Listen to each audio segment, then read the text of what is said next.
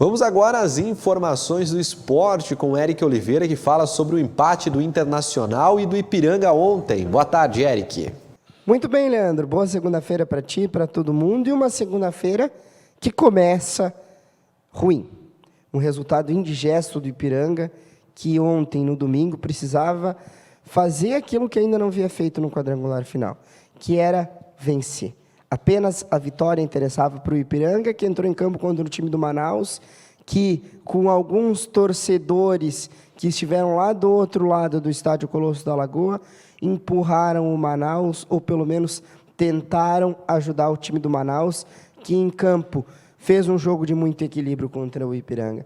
Se o jogo lá em Manaus, jogado na Arena da Amazônia, foi um jogo muito igual, muito semelhante dos dois lados, esse jogo aqui no Colosso da Lagoa, da mesma forma. Um primeiro tempo até com um nível um pouco abaixo, um segundo tempo com as duas equipes tendo chance, mas foi o Manaus que chegou ao seu primeiro gol, e o Ipiranga, que quase que como um banho de água fria, toma um gol, faltando menos de 10 minutos para o encerramento da segunda etapa, parecia que tudo estava perdido. E na sequência, depois, então, o Ipiranga consegue, questão de poucos minutos, chegar ao gol de empate no 1-1 e foi para o tudo ou nada. O técnico Júnior Rocha, que teve duas baixas importantes no início do primeiro tempo, o zagueiro Léo Canu, que saiu para o intervalo com gelo no joelho direito, e o Clayton, que acabou tendo um choque, inclusive foi atendido, passa bem, segundo informações que foram apuradas. Essas duas baixas, e depois, no segundo tempo, o técnico Júnior Rocha sabia que precisava vencer. Sabia que precisava de um resultado positivo. E tentou, em algumas modificações no esquema tático, fazer com que o Ipiranga avançasse lá na frente, o Ipiranga conseguiu. No entanto, sofreu para o Manaus. O Manaus vinha jogar com a bola aérea, trabalhava também algumas ligações com contra-ataque, e as duas equipes tiveram chances. Talvez o resultado mais justo, de fato, tivesse sido 1-1. Um resultado que, pelo menos, coloca o Ipiranga, até agora, virtualmente eliminado do quadrangular Série C. Ainda há possibilidade matemática. Mas isso, se o Ipiranga vencer obrigatoriamente o próximo jogo contra o Novo Horizontino e também contra a Tombense, em Tombos, em Minas Gerais, e mesmo assim ainda precisaria que o Manaus vencesse os dois jogos, uma combinação de resultados que, para mim, eu defino como um milagre.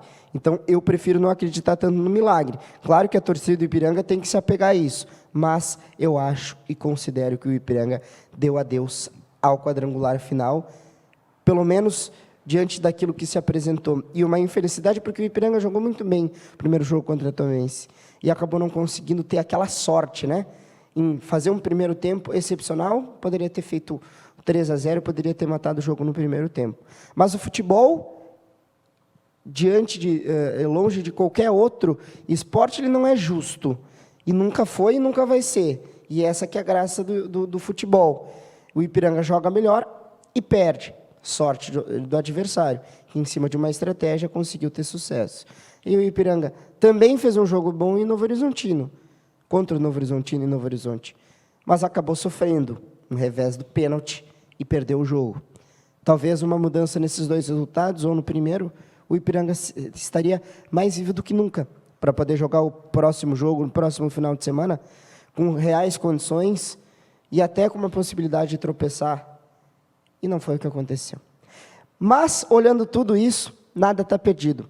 Foi uma campanha excepcional do Ipiranga, desde o início do ano, um trabalho que se mostrou ser muito consistente, o Ipiranga superando dificuldades, um time que com uma folha salarial, e eu nunca deixo de falar isso, mesmo parecendo repetitivo.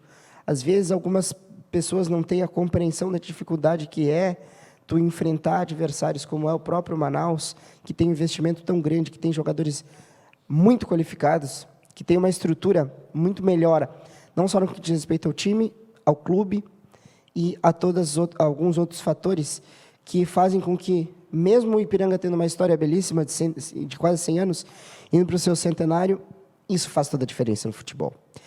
Então, só resta o parabéns para o Ipiranga e esquecer aquele episódio da torcida que criticou muito alguns jogadores e até tiveram resposta de jogadores.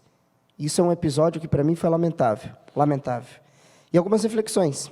Agora é o momento de fazer algumas reflexões quanto ao time, o que foi feito, qual é o rumo em que o Ipiranga quer levar para com a sua comunidade, porque ontem ficou claro que o Ipiranga tem um apoio muito pequeno da comunidade, da sua torcida.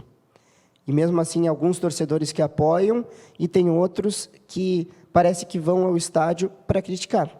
Está dentro do direito, pelo menos eu acho, dentro de um limite, né?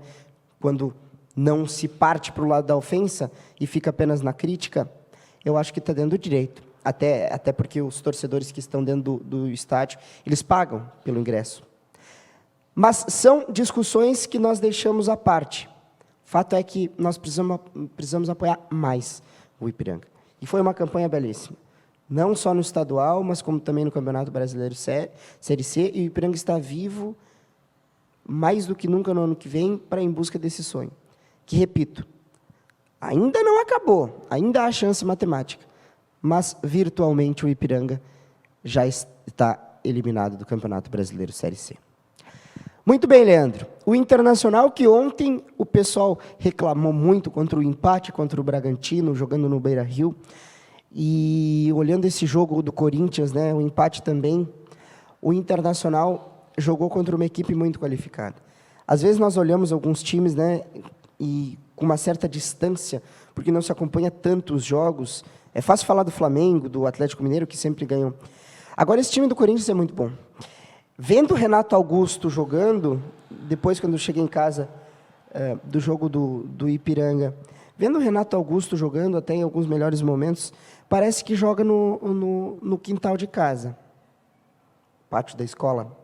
Um controle do meio-campo, no que diz respeito a esse time do Corinthians, que faz com que o Corinthians se torne uma equipe muito qualificada.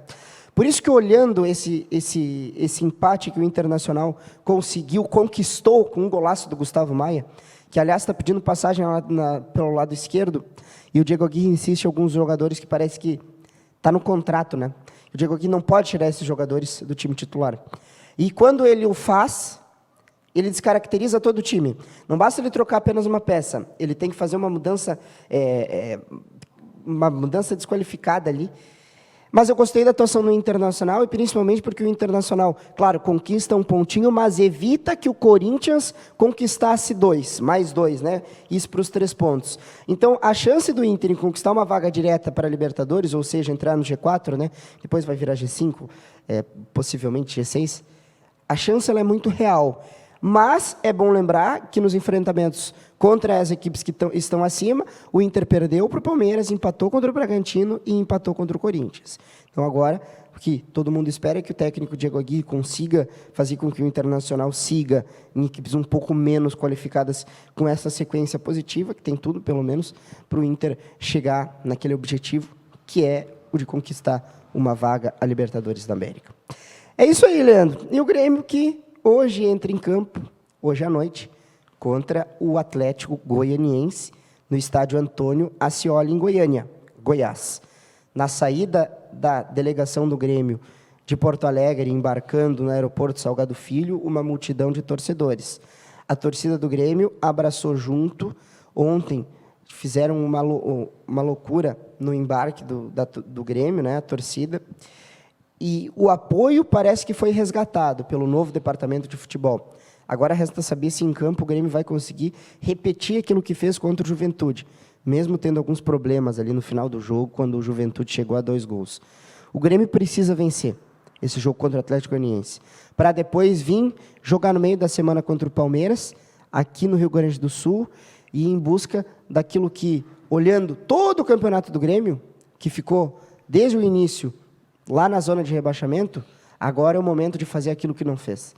E nós esperamos que o Grêmio consiga, talvez até com algumas modificações no time do Wagner Mancini. É isso aí, Leandro. Bom início de semana para todo mundo e boa segunda-feira.